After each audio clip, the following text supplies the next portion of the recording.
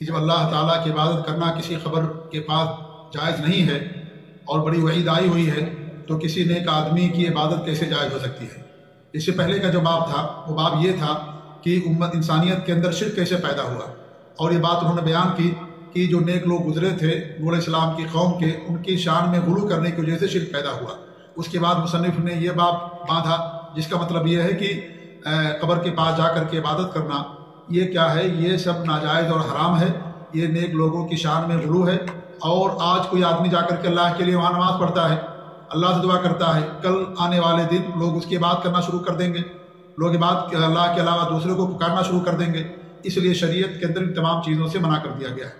کسی کی بھی قبر ہو اس کے پاس جا کر کے عبادت کرنا، نماز پڑھنا ناجائز ہے، حرام ہے۔ تو اللہ کے علاوہ کسی اور کی عبادت کرنا کیسے جائز ہوگا؟ اور اس کے تعلق سے 2-3 حدیثیں مصنف نے یہاں پیش کی ہیں۔ پہلی حدیث یہ ہے کہ عائشہ رضی اللہ عنہا بیان فرماتی ہیں کہ ام سلمہ رضی اللہ تعالیٰ عنہا نے جب وہ ہجرت کر کے حبشہ گئی تھی تو وہاں دیکھا کنیسہ میں کہ وہاں پر لوگ مجسمے جو ہے نصب کر رکھے تھے، تصویریں تھیں۔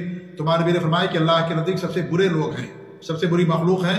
ان کا حال یہ تھا کہ جب ان میں کوئی نیک آدمی مر جاتا تو لوگ کیا کرتے، اس کی قبر پر مسجد بنا لیتے اور وہاں مجسمے اور تصویریں لگا دیتے۔ پھر آپ نے فرمایا کہ اللہ تعالیٰ کے نزدیک سب سے برے لوگ ہیں۔ یہ کون برے لوگ ہیں؟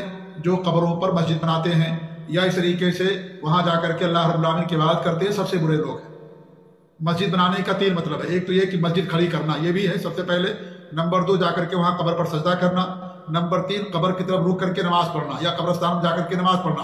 اگرچہ مسجد تعمیر نہیں کی، مسجد کی بنیاد اور چھت نہیں ہے وہاں پر، لیکن وہاں جا کر کے لوگ نماز پڑھتے ہیں یا اس کی طرف رخ کر کے نماز پڑھتے ہیں۔ یہ ساری چیزیں مسجد بنانے کے اندر شامل ہیں۔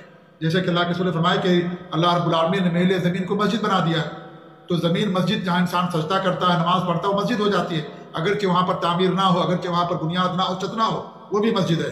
تو ایسے لوگ سب سے برے لوگ ہوتے ہیں، سب سے بدترین لوگ ہوتے ہیں۔ اس طریقے سے حضرت عائشہ فرماتی ہیں کہ جب اللہ کے رسول صلی اللہ علیہ وسلم کا آخری وقت تھا، جھانکنے کا وقت تھا، روح نکلنے والی تھی، آپ اپنے چہرے پر چادر ڈالتے، پھر چادر پیچھے لے جاتے، پھر چہرے پر ڈالتے۔